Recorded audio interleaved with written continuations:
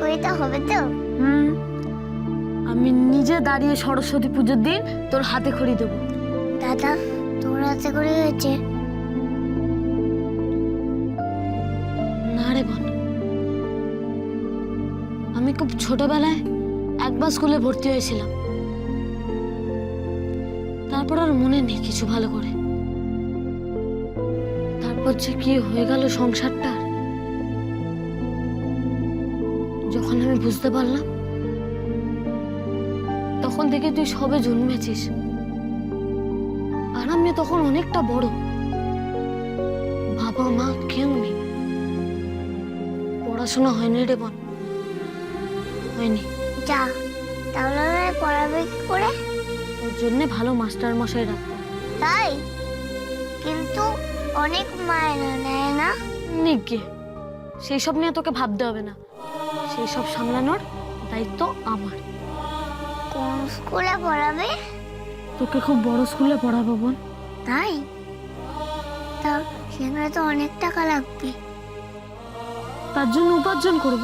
তুই এইটুকু ছেলে, তুই অত টাকা কোথা থেকে পাবি?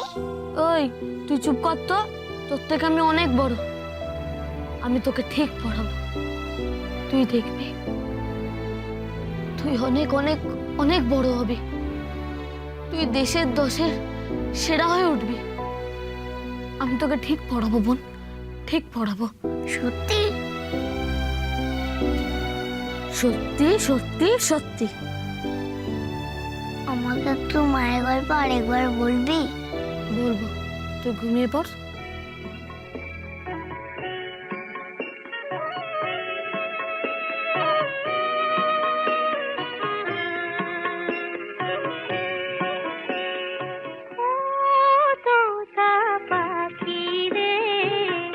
শেকল খুলে উড়িয়ে দেব, মাকে যদি এনে দাও, আমার মাকে যদি এনে দাও।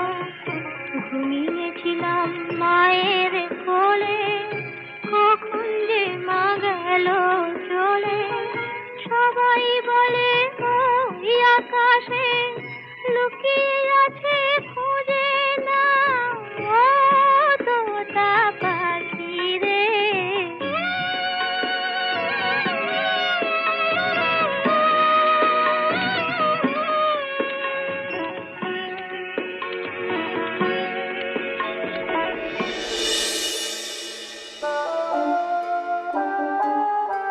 এই দাঁড়া, এই রাত সকালে কোথায় যাওয়া হচ্ছে বোনকে নিয়ে? হ্যাঁ,